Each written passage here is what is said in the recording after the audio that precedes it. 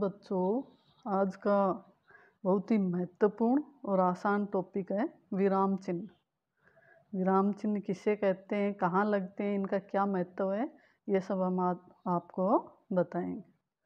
तो विराम चिन्ह, विराम यानी रुकना, विराम रुकना, चिन्ह निशान यानी रुकने का निशान।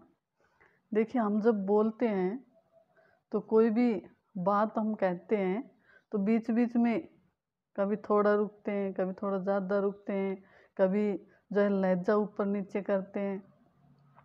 तो बोलते वक्त तो हम इस प्रकार से अपने जो है भावों को प्रकट कर देते हैं, लेकिन लिखते वक्त यदि जब लिखते हैं तो उनको जो हम पढ़ेंगे तो हम उनके जो है लिखने वाले के भाव को किस प्रकार से जो है महसूस करें, इसके लिए विराम चिन्ह बने। यानी उन विराम चिन्हों से हम उनकी बातों को, उनके मन के भावों को जो है समझ पाते हैं। देखिए, विराम यानी रुकना। अब विराम चिन्ह इस इतना महत्व है इनका कि एक ही अर्थ का जो है विलोम अर्थ भी कर देते हैं यदि हम विराम चिन्ह गलत लगा देते हैं। जैसे देखिए, एक वाक्य है,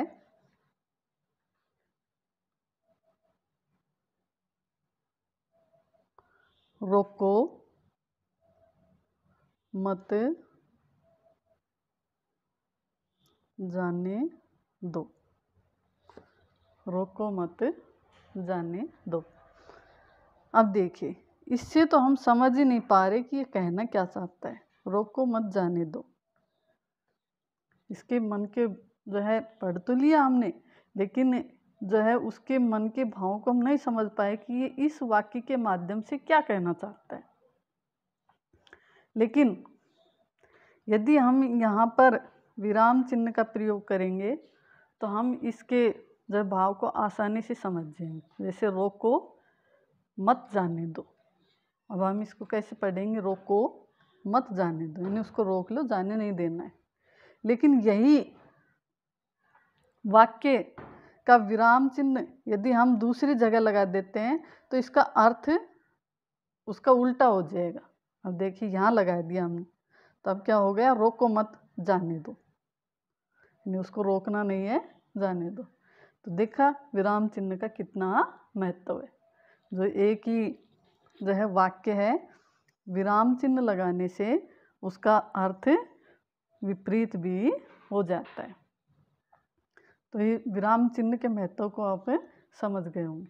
अब विराम चिन्ह कौन से हैं, कितने प्रकार के हैं, उनके चिन्ह क्या क्या हैं, ये इस तालिका में देखिए।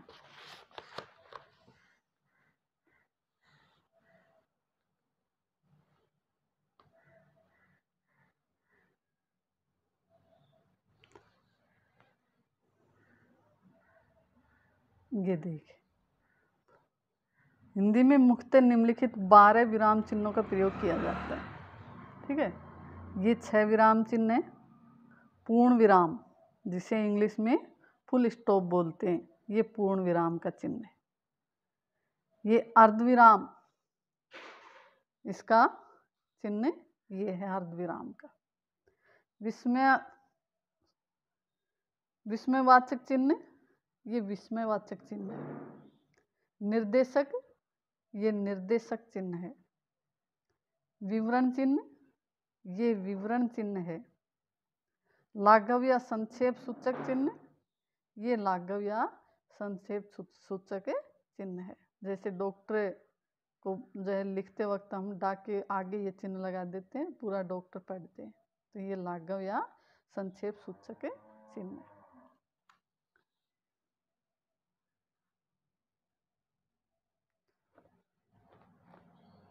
अल्पविराम, ये अल्पविराम का चिन्ह है। प्रश्नवाचक, ये प्रश्नवाचक का चिन्ह है। योजक या विभाजक, ये योजक का या विभाजक का चिन्ह है। उद्धरण चिन्ह, ये उद्धरण चिन्ह है।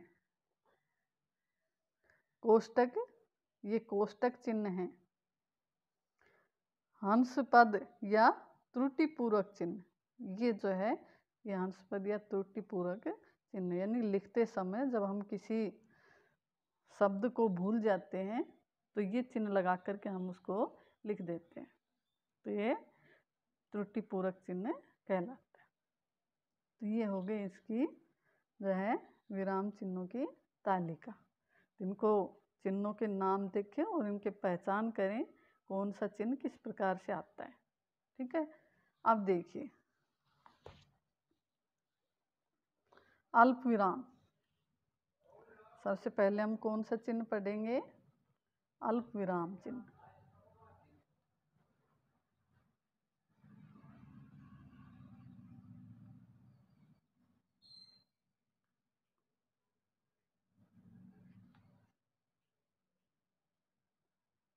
ये देखिए अल्प विराम चिन्ह।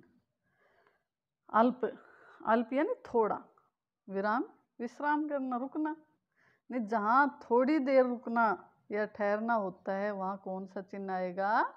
अल्प विराम चिन्ह आएगा। और अल्प विराम चिन्ह कौन सा है? ये वाला कोमा। ठीक है, जैसे देखिए पदों में अर्जुन, भीम, सहदेव और कृष्ण ने भवन में प्रवेश किया, तो यहाँ ये अल्प विराम चिन्ह लगाया गया है। ठीक है, अगला देखिए अर्धविराम चिन्ह। कौन सा? अर्धविराम चिन्ह। अर्धविराम चिन्ह ये है, कोमा ऊपर बिंदी है ना, ये अर्धविराम चिन्ह का निशान है। ये अंग्रेजी में इसे सेमी कोलन कहते हैं। अर्धविराम का प्रयोग प्राय विकल्पात्मक रूप में किया जाता है, विकल्प के रूप में। जब अल्प विराम से अधिक और पूर्ण विराम से कम ठहरना पड़े तो अर्धविराम का उपयोग होता है। ठीक है, नहीं अल्प विराम से तो ज़्यादा रुकना पड़े और पूर्ण विराम से कम रुकना पड़े, वहाँ कौन सा आएगा? अर्धविराम। जहाँ सबसे कम रुकना पड़े वहाँ कौन सा आएगा? अल्प विराम। और अल्प विराम से ज़्यादा रुकना पड़े वहाँ अर्धविराम। जैसे ये देखिए, अब खूब परिश्रम करो, परीक्षा सन्निकट है, तो ये अर्धविराम है। ठीक, तीसरा है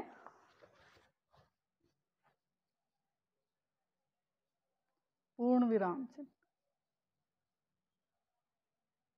पूर्ण विराम, पूर्ण विराम ये वाला चिन्ह, डंडा जो वाक्य के अंत में आता है ना, वो है पूर्ण विराम।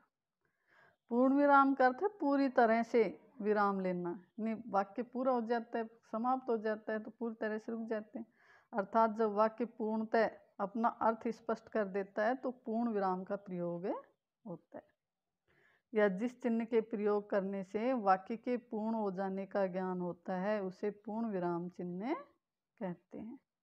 हिंदी में इसका प्रयोग सबसे अधिक होता है, जैसे गोरा रंग, गालों पर कश्मीरी मौसम की झलक, कानों के पास बाल। जहाँ भी जो है वाक्य की समाप्ति होती है वहाँ पूर्ण विराम में आता है। ठीक है, नंबर 4 पर है प्रश्न चिन्ह। प्रश्न पूछने के लिए जो वाक्य हम बनाते हैं प्रश्न पूछने का, तो वहाँ अंत में कौन सा चिन्ह आएगा? प्रश्नवाचक चिन्ह। जहाँ पूर्ण विराम होता है वाक्य के अंत में, यदि प्रश्नवाचक वाक्य है तो वहाँ अंत में पूर्ण विराम नहीं आएगा, ये प्रश्नवाचक चिन्ह आएगा। प्रश्नवाचक चिन्ह का प्रयोग प्रश्न सूचक वाक्य के अंत में पूर्ण विराम के स्थान पर किया जाता है। ठीक है, जैसे कहाँ कहाँ होता है? जहाँ प्रश्न पूछे जाएं, जहाँ स्थिति निश्चित न हो, और व्यंग्योक्तियों के लिए भी प्रश्न सूचक चिन्ह का प्रयोग किया जाता है। जैसे आप क्या कर रहे हो? ठीक है, और देख ले इतने छात्र कैसे आ पाएंगे, तो यहाँ कौन से चिन्ह है? प्रश्नवाचक चिन्ह। नंबर 5 पर है विस्मयादि बोधक चिन्ह। विस्मयादि बोधक चिन्ह, ये विस्मयादि बोधक चिन्ह, विस्मय में हर्ष, शोक, घृणा, ये सब प्रकट करने के लिए कौन सा चिन्ह होता है? ये चिन्ह होता है विस्मयादि बोधक चिन्ह, जिसे बोलते हैं। जब वाक्य में हर्ष, विषाद, विस्मय, घृणा, आश्चर्य, करुणा, भय आदि भाव व्यक्त किए जाएं तो वहाँ इस चिन्ह का प्रयोग किया जाता है। इसके अलावा आदर सूचक शब्द, पदों और वाक्यों के अंत में भी इसका प्रयोग किया जाता है। जैसे देखिए, हर्ष सूचक है खुशी का, वाह खूब खेले, तो यहाँ वाक्य आगे कौन सा है? विस्मयादि बोधक चिन्ह। घृणा सूचक चिन्ह देखिए, जैसे छी कितना गंदा दृश्य है, तो यहाँ कौन सा है? विस्मयादि बोधक चिन्ह, घृणा प्रकट कर रहे हैं। ठीक है,